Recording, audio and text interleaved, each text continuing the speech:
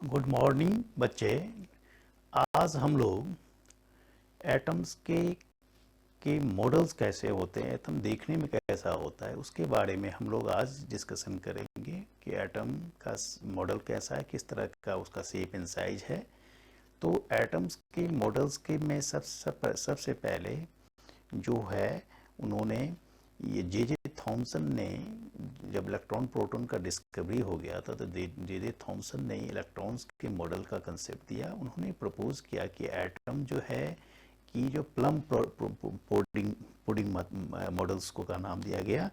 उन्होंने इसमें कहा कि एटम जो है ये इलेक्ट्रिकली न्यूट्रल चूंकि होते हैं, it consist of positive charge due to the presence of proton as well negative charge due to presence of electron. So J.J. Thomson proposed that an atom is a uniform sphere of positive charge with electron embedded in it. उन्होंने कहा कि atom जो है जो एक uniform positive spheres में electrons उसमें embedded है। एटम जो है एक यूनिफॉर्म स्फेयर है, पॉजिटिव चार्ज का स्फेयर है जिसमें इलेक्ट्रॉन एम्बेडेड है। इस मॉडल को, जिसके कारण एटम्स न्यूट्रल्स होते हैं पॉजिटिव नेगेटिव कार्य कर रहा हूँ, उसमें ज़्यादा उन्होंने इसको इस मॉडल को उन्होंने एटम के मॉडल को कहा कि प्लम पुडिंग मॉडल, इसने रेजिन मॉडल्स भी कहा गया। अब उसके बाद आया जो रदरफोर्ड का जो एक्सपेरिमेंट किया। रदरफोर्ड 1911 में जो एक वहाँ के साइंटिस्ट थे, न्यूजीलैंड के साइंटिस्ट थे, उन्होंने अल्फा स्कैटरिंग एक्सपेरिमेंट किया था। एटम्स के मॉडल्स का शेप एंड साइज को पता करने के लिए उन्होंने अल्फा स्कैटरिंग एक्सपेरिमेंट किया था। और चूंकि स्पेकुलेशन जो electron proton were placed inside the atom, ये बात बहुत दिनों तक ये स्पेकुलेशन एटम मैटर के अंदर होता है। तो अल्फा पार्टिकल सबसे पहले जानेंगे कि अल्फा पार्टिकल्स क्या है। तो अल्फा पार्टिकल्स, जैसे कि आप जानते हैं कि बहुत सारे नेचर में ऐसे हेवियर एलिमेंट है जिसको रेडियो एक्टिव एलिमेंट करते हैं, उसके एटम अनस्टेबल, न्यूक्लियस एटम के अंदर जो न्यूक्लियस होता है अनस्टेबल्स होता है, तो उसमें एक स्पॉन्टेनियस रेडिएशंस निकलते रहते हैं। और उस रेडिएशन जो निकलते हैं उसमें 3 तरह के रेडिएशंस उन्होंने उसको ऑब्जर्व किया गया था, जिसमें एक अल्फा रेडिएशन था, एक बीटा रेडिएशन था, एक गामा रेडिएशन। अल्फा रेडिएशन का जब स्टडी किया गया था तो उसमें एक पॉजिटिव रेज के रूप में था। तो अल्फा टेस्टिंग में, यानी उसको अगर हीलियम के जो एटम में से अगर हम इलेक्ट्रॉन को रिमूव कर दें तो उसके अंदर जो केवल, चूंकि 2 इलेक्ट्रॉन्स होते हैं हीलियम में, हीलियम का एटॉमिक नंबर 2 होता है, तो 2 इलेक्ट्रॉन्स होते हैं, तो उसमें से अगर 2 इलेक्ट्रॉन्स रिमूव होते हैं तो हीलियम प्लस प्लस चार्ज उस पर आ जाता है, नेगेटिव चार्ज, 2 इलेक्ट्रॉन लूज करने के बाद उसको नेगेटिव चार्ज। बेसिकली ये हीलियम का न्यूक्लियस ही था।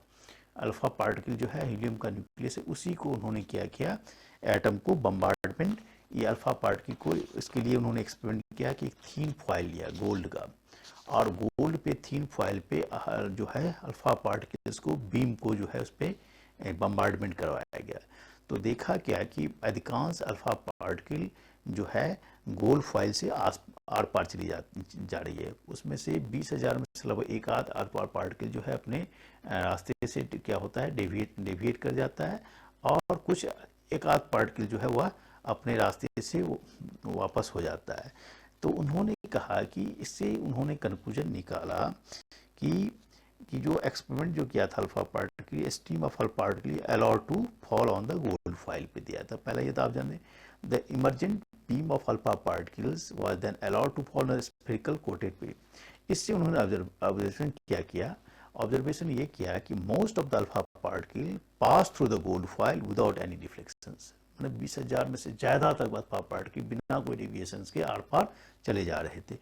Few alpha particles were deflected through the large angles while some of the alpha were deflected small angles. इससे उन्होंने कंक्लूजन निकाला, the above observations allowed the therefore to make certain conclusions. इससे क्या कि most of the space in the atom is empty. Atom के अंदर अधिकांश space जो है क्या खाली है। As most of a particle, चूंकि पास कर दिया स्टेट आस पार चला गया, a few positive charge alpha particle were deflected, कुछ ही alpha particle deflect, the deflection must have been due to the enormous repulsive force. Deflection क्यों हुआ, बहुत ज़्यादा रिपल्सिव फोर्स हुआ होगा। अगर लाइक चार्जेस के बीच में हम जानते हैं कि रिपल्सन होता है, तो नेचुरली जो सेंटर में कोई ना कोई, एटम के सेंटर में कोई ना कोई पॉजिटिव पार्टिकल रखा होगा, जिसके कारण जो है कुछ अल्फा पार्टिकल का लार्ज एंगल से डेविएशन हो गया, और कुछ अल्फा पार्टिकल स्मॉल एंगल से डेविएशन हुआ, और कुछ अल्फा पार्टिकल वापस आ गया, यानी जब पॉजिटिव पॉजिटिव एक में रिपल्सन के कारण। तो उन्होंने जे थॉमसन, ये पॉइंट, उसके बाद आया कि volume occupied by the nucleus negligible. तीसरा उन्होंने कंक्लूजन निकाला कि as compare to the total volume of the nucleus. तो चूंकि वॉल्यूम ऑफ एटम का और वॉल्यूम ऑफ न्यूक्लियस का जब रेशियो निकाला गया तो बहुत ही 10⁻13 मीटर के आसपास निकला। तो उससे पता चला कि जो न्यूक्लियस का जो जगह है, बहुत ही जो मास, एटम का पूरा मास एक सर्टेन पॉइंट पे सेंटर में जो है कंसंट्रेटेड है, पॉजिटिव चार्ज पार्टिकल उसमें रहते हैं। तो इसके बाद उसने the nucleus of atom is very dense and hard at the volume of nucleus is very small as compare to that of atom. इसलिए उन्होंने इसके आधार पर रदरफोर्ड ने एक स्ट्रक्चर, एटम का स्ट्रक्चर को मॉडल दिया। एटम, उन्होंने पहला बात कहा कि atom consist of positive charge particles and very small nucleus containing all protons and neutrons उसमें होते हैं। Entire mass of the atom is concentrated in its nucleus. Nucleus में इसमें कंसंट्रेटेड होते हैं, और electrons revolves around the nucleus with very high speed in a circular path, जिसको उन्होंने ऑर्बिट कहा, कॉल्ड ऑर्बिट। रदरफोर्ड ने कहा कि जो निगेटिव चार्ज पार्टिकल एटम है वह इलेक्ट्रॉन के सर्कुलर पाथ पे रिवॉल्व करता है, और इलेक्ट्रॉन प्रोटॉन के बीच में इलेक्ट्रोस्टैटिक फोर्स ऑफ अट्रैक्शन काम करता है, जिसके कारण एटम्स उसमें इलेक्ट्रॉन रिवॉल्व करते रहते हैं। और number of electrons in an atom is equal to the number of protons. उन्होंने ये बात कंक्लूजन निकाला। Electrons and the nucleus are held together by electrostatic force of attraction. उन्होंने ये बात कहा कि इलेक्ट्रोस्टैटिक फोर्स ऑफ अट्रैक्शन से हेल्ड रहते हैं, बने रहते हैं। और इसके आधार पे और उन्होंने कहा atom as a whole is electrically neutral. Atom electrically neutral होते हैं, and atom is a whole electrically neutral because total positive charge of the nucleus is balanced by the total negative charge of the nucleus. Electron revolves around the nucleus, इसको उन्होंने orbit कहा। और इसके बाद अब इसमें रदरफोर्ड की जो एटम का उन्होंने मॉडल दिया, उसमें कुछ ड्रॉबैक्स था। उन्होंने कहा कि इलेक्ट्रॉन्स को उन्होंने जो nuclear electrons comparison electrons with the planet in the solar system से कंपेरिजन किया। Main drawback according to the classical law of mechanics या मैकेनिकल थ्योरी के आधार पे, जब भी कोई भी मूविंग पार्टिकल जब रिवॉल्व करता है तो वो कंटिन्यूसली अपना एनर्जी को लिबरेट करता है।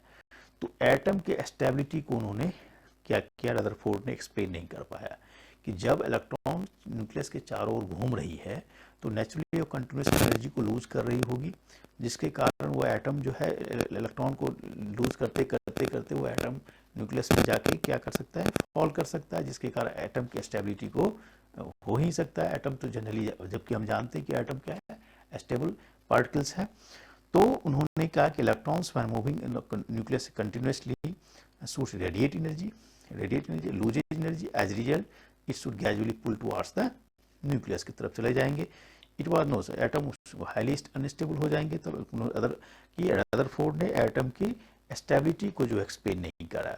तो आज हम लोगों ने रदरफोर्ड के जो अल्फा स्कैटरिंग एक्सपेरिमेंट था उसके बारे में हम लोगों ने देखा। उन्होंने इसमें क्या किया था, एक गोल्ड फाइल लिया था और गोल्ड फाइल पे जो है अल्फा पार्टिकल का बम्बार्डमेंट करवाया था। अल्फा पार्टिकल को हम बताए थे कि ये alpha particle helium positive W चार हीलियम आयंस है। बेसिकली वह एक रेडियो एक्टिव एलिमेंट का जब जो हैवियर एलिमेंट है उससे वो निकलता है, और उसी एलिमेंट्स को पार्टिकल को जब वह गोल्ड फाइल से होकर पास करवाया गया था तो देखा था कि मोस्ट ऑफ अल्फा पार्टिकल जो है आर पार चली जाती है, और कुछ अल्फा पार्टिकल लार्ज एंगल से डेविएट कर जाती है। उसमें से बहुत फ्यू अल्फा पार्टिकल जो है स्मॉल एंगल से भी डेविएट होती है। तो उसी सब के आधार पे उन्होंने क्या कंक्लूजन निकाला कि एटम का अधिकांश स्पेस जो है वो क्या है, एम्प्टी है। एटम के अधिकांश स्पेस क्या है, एम्प्टी है। और दूसरा उन्होंने कहा कि एटम का पूरा मास जो है एक सर्टेन सेंट्रल पॉइंट में कंसंट्रेट है, जिसको उन्होंने न्यूक्लियस कहा। और उसमें पॉजिटिव पार्टिकल्स में करता है। तीसरा उन्होंने कहा कि एटम के चारों ओर इलेक्ट्रॉन्स रिवॉल्व करते हैं एक सर्टेन सर्कुलर पाथ पे रिवॉल्व करते हैं, जिसके कारण वो दोनों इलेक्ट्रॉन और प्रोटॉन के बीच में इलेक्ट्रोस्टैटिक फोर्स ऑफ अट्रैक्शन काम करते हैं, जिसके कारण उन्हें, लेकिन बाद में इनके जो एक्सपेरिमेंट था, जो मॉडल उन्होंने एटम के बारे में दिया था, उसमें कुछ खामियां थी, क्योंकि वह एटम की स्टेबिलिटी को क्या किए, एक्सप्लेन नहीं कर पाए, जिसके कारण जो है वह मॉडल उनका मतलब जो डिस्कार्डेड कर दिया गया। एटम का मॉडल को उन्होंने डिस्कार्ड कर दिया गया फर्दर डिस्कवरी के बाद। तो आज हम लोगों ने रदरफोर्ड एक्सपेरिमेंट के बारे में जानकारी ली। और गोल्ड का फॉइल तो आप जानते होंगे क्या होगा। गोल्ड मतलब एक जैसी तरह से पॉलीथीन की बहुत सारी पतली सीट को से होकर जलफार पार्टिकल पर प्रोड्यूस करवाया गया था। तो आज हम लोग यहीं पे रखते हैं। आज का जो हम लोग का जो रदरफोर्ड का न्यूक्लियर मॉडल था, जिसको रदरफोर्ड एक्सपेरिमेंट भी कहते हैं, उन्होंने के आधार पे उन्होंने कहा कि एटम जो है स्फेरिकल शेप में होते हैं और उनके जो न्यूक्लियस में सारे मास कंसंट्रेटेड होते हैं एटम्स के, उसके चारों इलेक्ट्रॉन्स रिवॉल्व करते रहते हैं। आज हम लोग इतना ही आज खत्म करते हैं क्लास को। नेक्स्ट क्लास में हम लोग फिर आगे जो है पढ़ेंगे।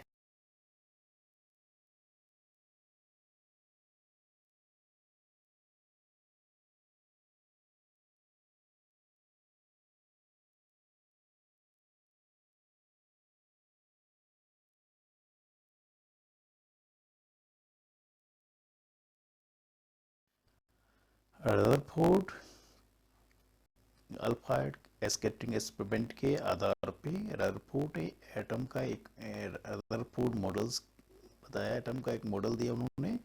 According to this model the atom contains a very large space. मैंने atom has empty space. Why? Because most of the particles, as you have seen the experiment, that most of the particles pass through the gold foil. That's why he say that the atom has empty space.